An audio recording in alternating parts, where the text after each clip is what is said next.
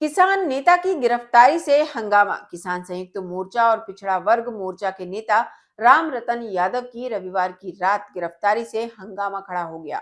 आदर्श नगर में रहने वाले राम रतन यादव के निवास पर रविवार की रात कुछ पुलिसकर्मी पहुंचे, जिन्होंने क्राइम ब्रांच के एडिशनल एसपी द्वारा बुलाए जाने का हवाला दिया और उन्हें अपने साथ चलने के लिए कहा।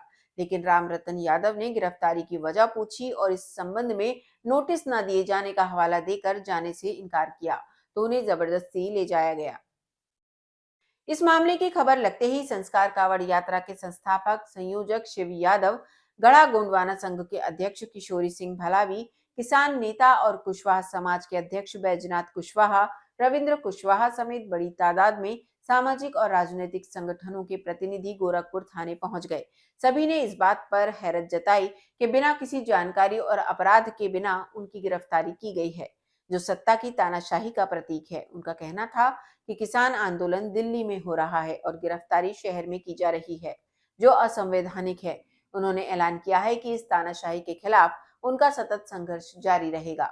किसानों पिछड़ों की लड़ाई लड़ने वाले रामरतन यादव पर पुलिस ने प्रतिबंधात्मक धारा के तहत कार्रवाई की है।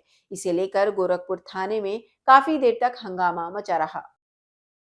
जबलपुर शहर में काफ़ी लंबे समय के बाद एक हमें पहला मौका देखने मिला, जब एक सामान्य व्यक्ति जिसके पूरे शायद लगभग 50 साल के जीवन में किसी भी प्रकार का किसी भी क्षेत्र में कोई अपराध ना रहा हो, और हमारा जिला प्रशासन, पुलिस प्रशासन एक ऊपर का कुछ ऐसा, अब वो ऊपर नीचे तो हम लोग नहीं समझते हैं, कल उनको कि भाई क्रिमिनल ब्रांच ने यहाँ गोरखपुर थाने में भाई राम रतन यादव जी को बुलाया।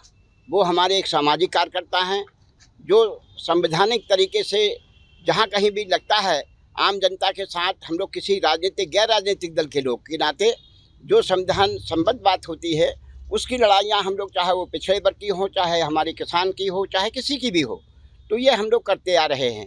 अब कल हमारे राम रतन भाई को यहाँ पर थाने में बुलाया है। जानकारी लेने में पता चल रहा है कि भाई 151, हम कहा 151 किस बात का 151, किस बात की हम 151 की जमानत कराएं। ऐसी स्थिति में हम लोग भी इस बात का मन बना रहे हैं कि हम लोग कोई जमानत नहीं लेंगे, हम लोग जेल जाएंगे और इसके लिए सक्षम अथॉरिटी के पास बोलेंगे कि भाई हमने कौन सा ऐसा अपराध किया है। ये उनका राम रतन का नहीं, ये समूचे हमारे पिछड़े वर्ग के लोग, विभिन्न जातियों के लोग, हमारे जो संवैधानिक लड़ाई लड़ने वाले लोग, उनकी ये लड़ाई है, उनके ये अपमान है, उनके साथ ये कार्रवाई हो रही, ऐसा हम सारे संगठन के लोग मान रहे हैं। मेरा नाम बैजनाथ कुशवाहा है, मैं कुशवाहा समाज का एक छोटा सा कार्यकर्ता हूँ। भारत देश में खासकर लोकतंत्र में एक अघोषित रूप से तानाशाही चल रही है। पूरे देश की एक मांग है कि भाई पूरा ईवीएम से जो चुनाव पिछले दौरों से जो 2014 से पूर्व से चला आ रहा है, उसमें अराजकता लोगों ने देखी होगी। इसलिए पूरा किसान, पूरा मजदूर, पूरा देश दिल्ली में और जितने भी पूरे देश में जो आंदोलन हो रहे हैं वो ईवीएम के खिलाफ हो रहे हैं। और जबलपुर ही नहीं, पूरे देश में हो रहा है। पर जबलपुर में एकमात्र समाजसेवी जो लोग हैं, समाजसेवी संगठन हैं, राजनीतिक दल हैं, वो भी अपनी बात कह रहे हैं, तो संविधान के दायरे में कह रहे हैं। और संविधान के दायरे में रहकर अगर वो कह रहे हैं तो मैं तो समझता हूँ कि ये 151 राम रतन जी के ऊपर लगाना ये तो बिल्कुल ये भी नाजायज है। 6-7 लोग और उसमें शामिल किए हैं, और जिन लोगों को भी बंद किया है उस पर स्पष्ट रूप से कहे, पुलिस प्रशासन कहे। यहाँ के लोकप्रिय नेता जो हैं भारतीय जनता पार्टी के, वो भी इस बात को स्पष्ट करें कि क्या चाह रहे हैं आप, इस देश में शांति या अराजकता। तो हम आदिवासी खेमे से आता हूँ मैं, किशोरी लाल भलावी, हम इस बात को बर्दाश्त नहीं करेंगे।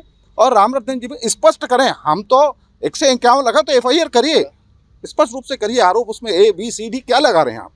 और नहीं, हम लोग किसी भी प्रकार से समझौते में नहीं हैं।